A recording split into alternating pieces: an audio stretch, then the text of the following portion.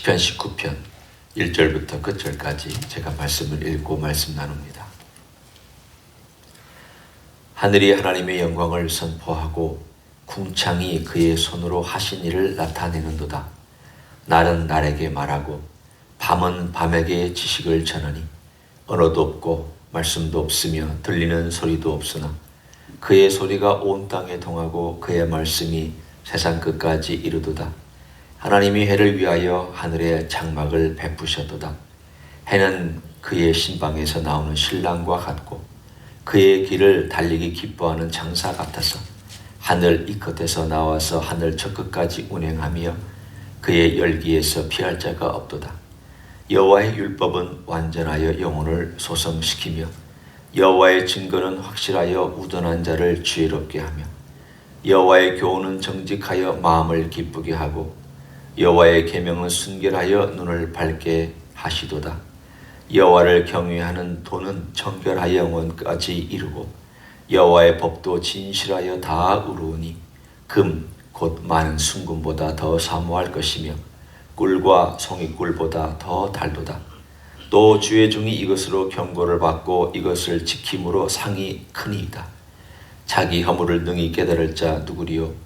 나를 숨은 허물에서 벗어나게 하소서. 또 주의 종에게 고의로 죄를 짓지 말게 하사 그 죄가 나를 주장하지 못하게 하소서.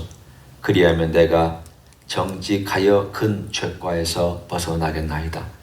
나의 반석이시오 나의 구속자이신 여호와여, 내 입의 말과 마음의 묵상이 주님 앞에 연락되기를 원하나이다. 아멘.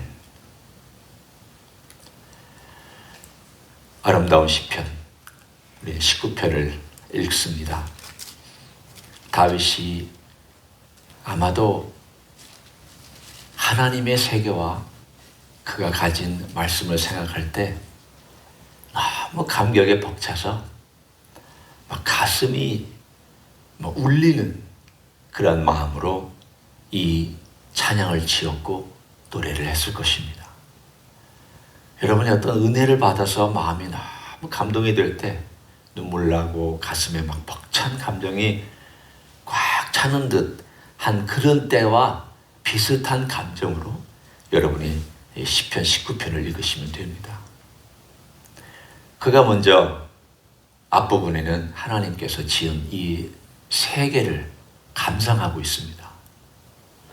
감상하고 있는데 어떻게 이렇게 3000년 전에 아름다운 언어들을 개발했을까?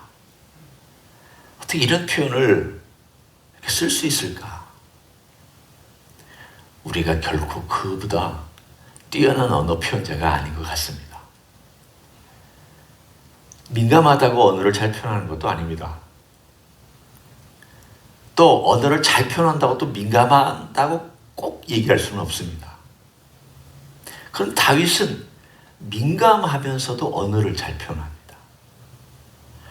또 언어를 잘 표현하는 그 감성과 감수성이 풍성하면서도 또 자기가 결단하고 하나님을 따를 때에는 결단할 줄 알았습니다.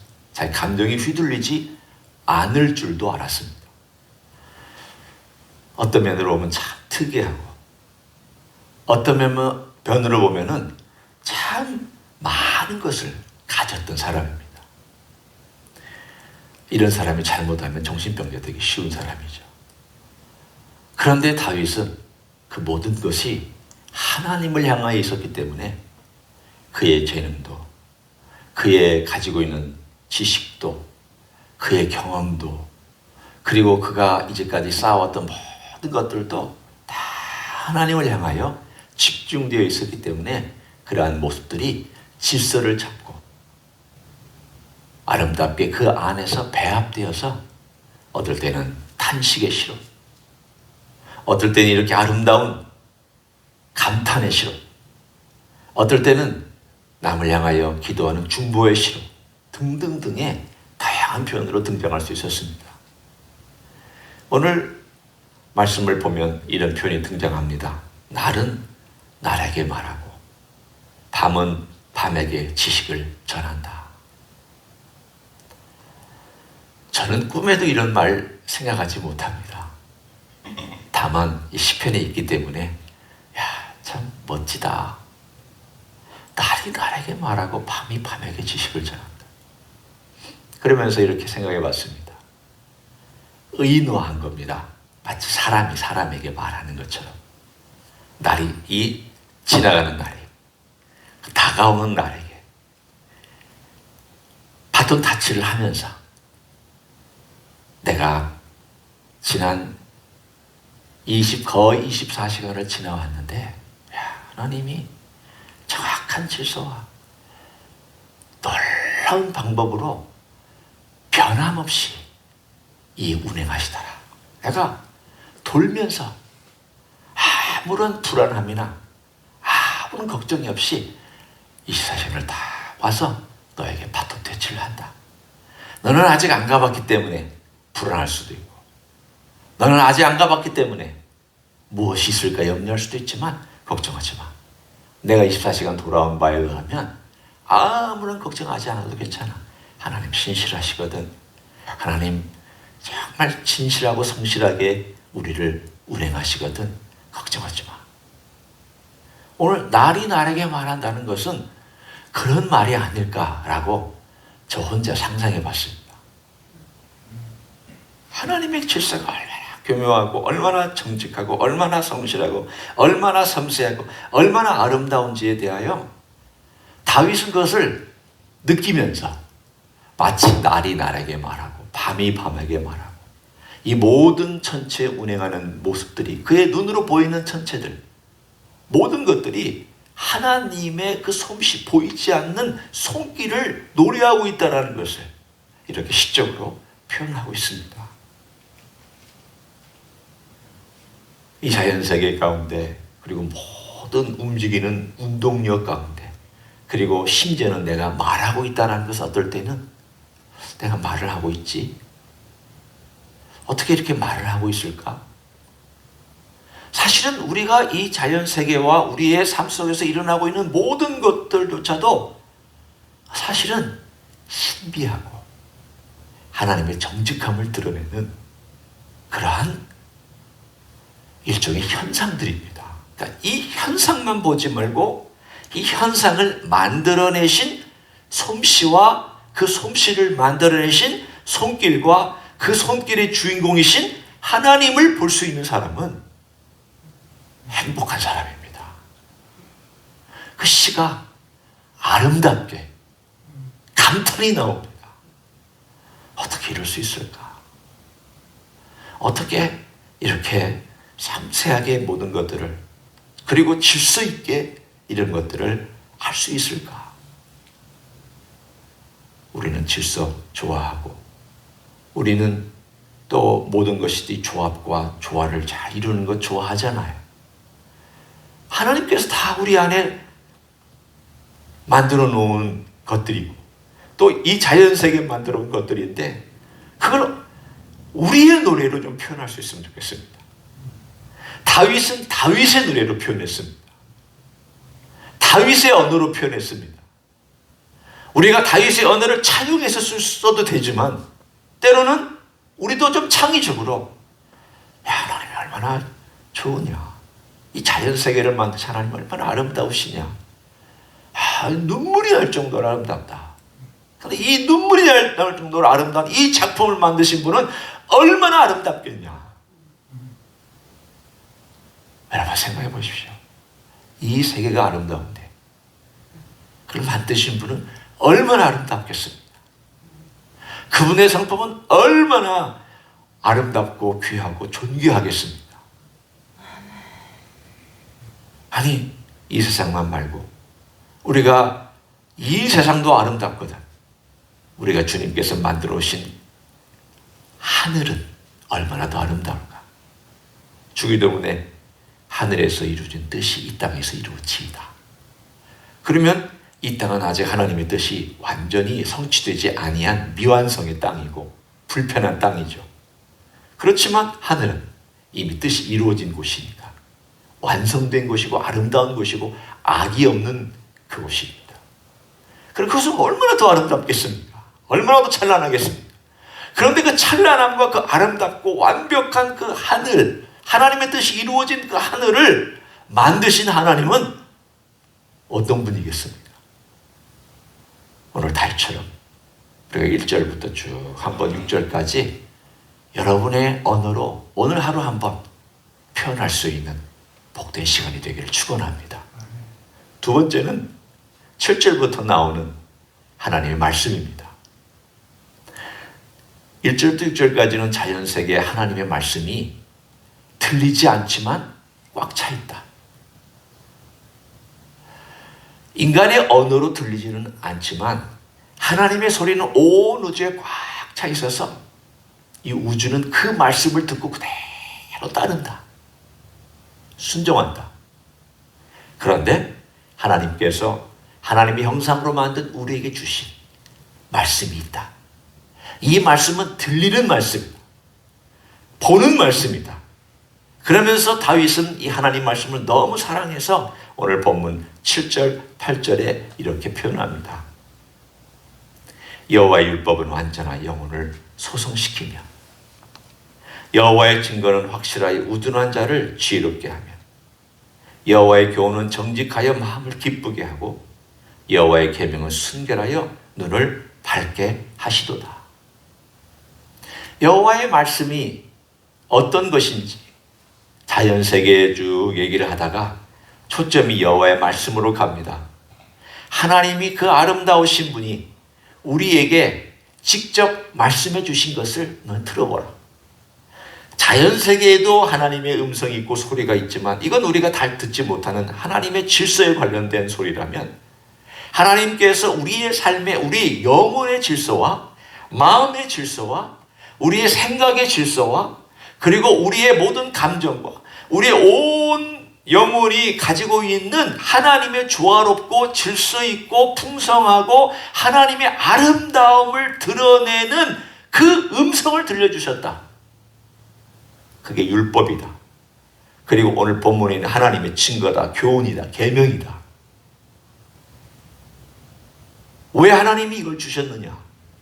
우리 영혼을 풍성하고 질서 있고 조화롭고 아름답게 만들어 주시기 위해서 주셨다.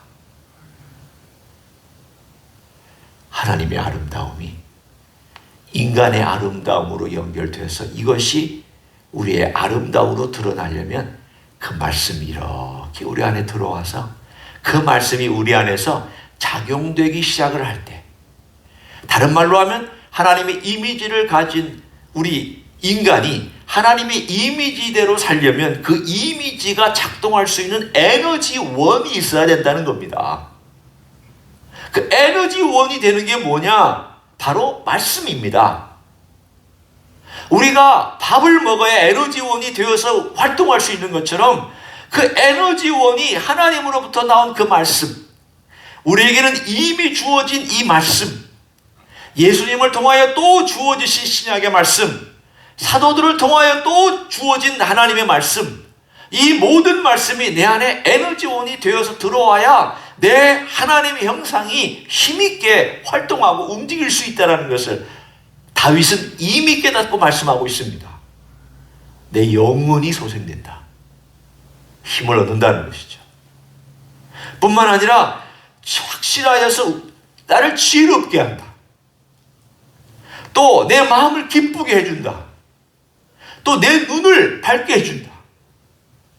이 말씀이 내 안에 들어오지 아니하면 나는 어두워진다. 내 영혼은 힘을 잃는다. 나는 지혜롭지 못하고 어리석게 행동한다. 이 뜻입니다. 그래서 이 말씀을 나는 사랑한다.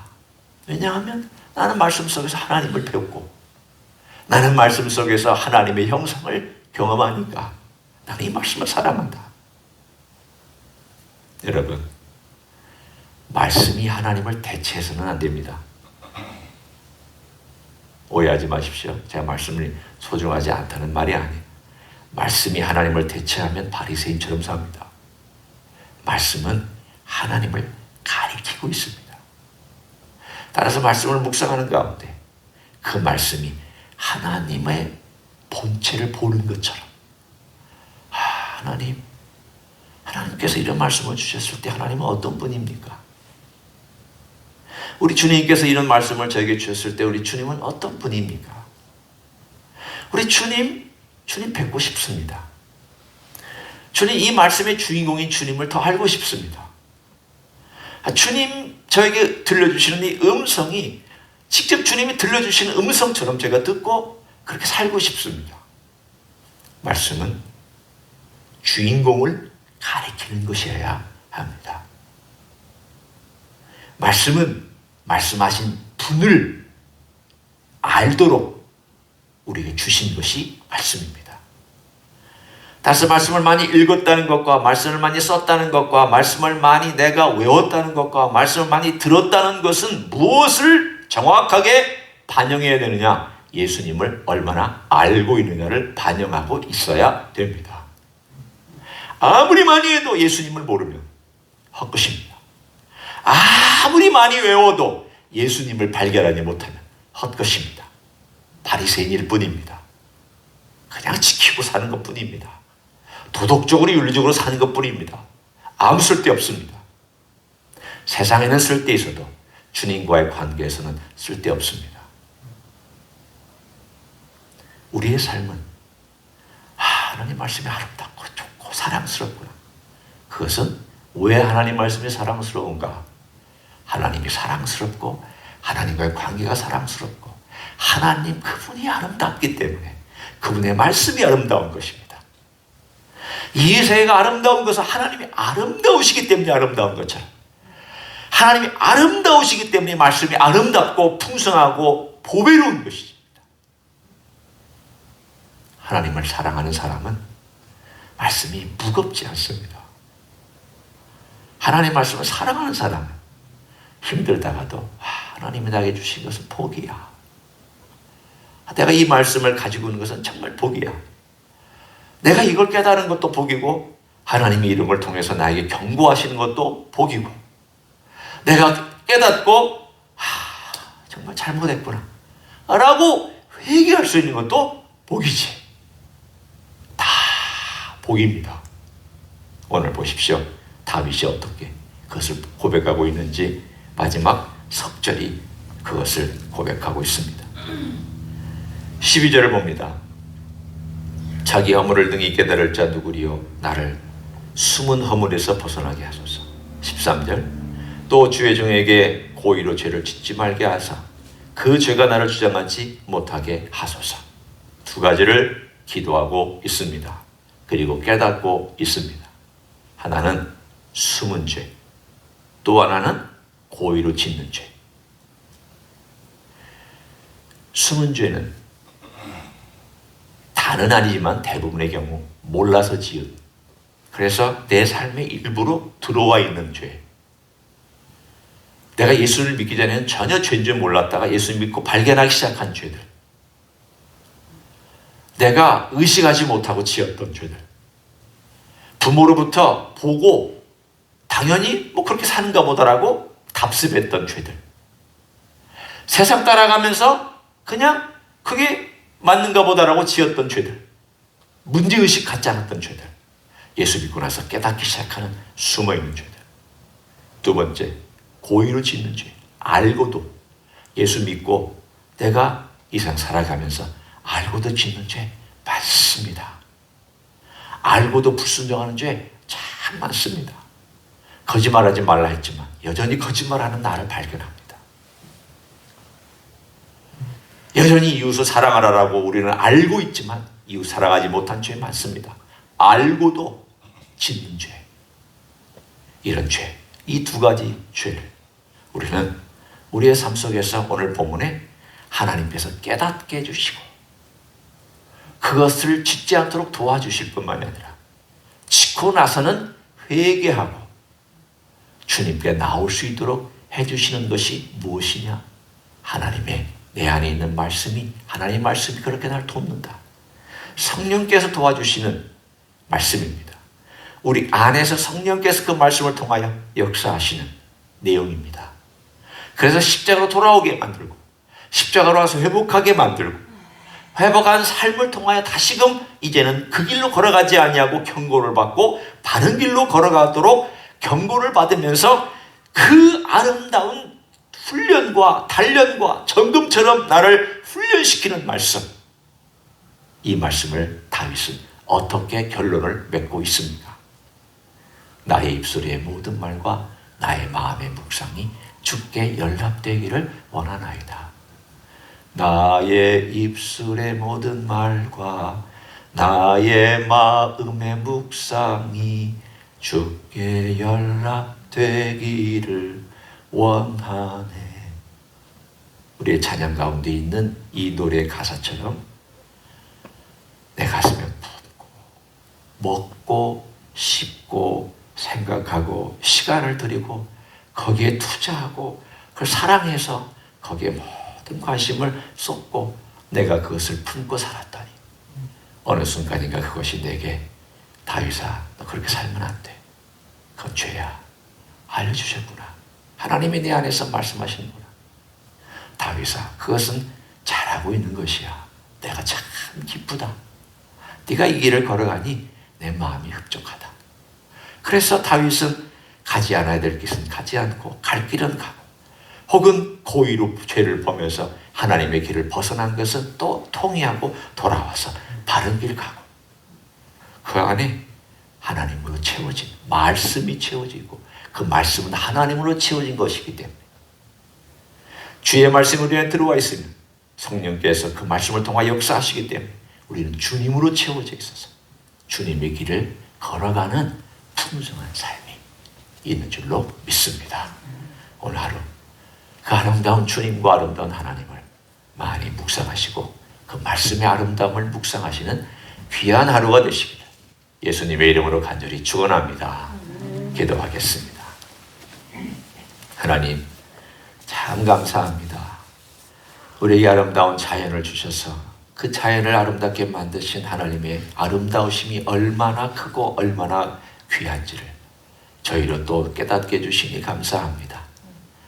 우리에게 말씀을 주셔서 송이꿀보다 달고 금보다도 귀한 그 말씀을 주신 하나님이 얼마나 귀하고 얼마나 아름답고 얼마나 정결하신 분인지를 다시 알게 해주시니 감사를 드립니다.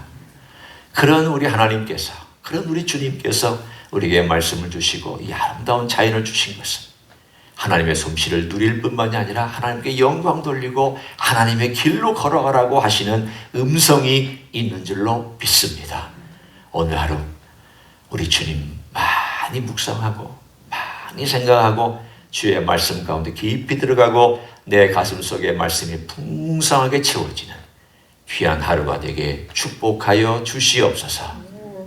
이제는 우리 구주 예수 그리스도의 은혜와 하나님 아버지의 극진하신 사랑과 성령 하나님 교통하심의 역사가 오늘도 우리 주님을 사랑한 나머지 하나님을 사랑한 나머지 그 말씀을 너무 사랑하고 그 말씀 가운데 젖어 살며 그 말씀을 먹고 살기를 소원하는 이 자리에 참여한 모든 종들 위에와 주 임지 히스교회 위에와 이민교회들과 한국교회들과 선교사님들 위에 이제로부터 영원히 함께 하실지어다. 아멘.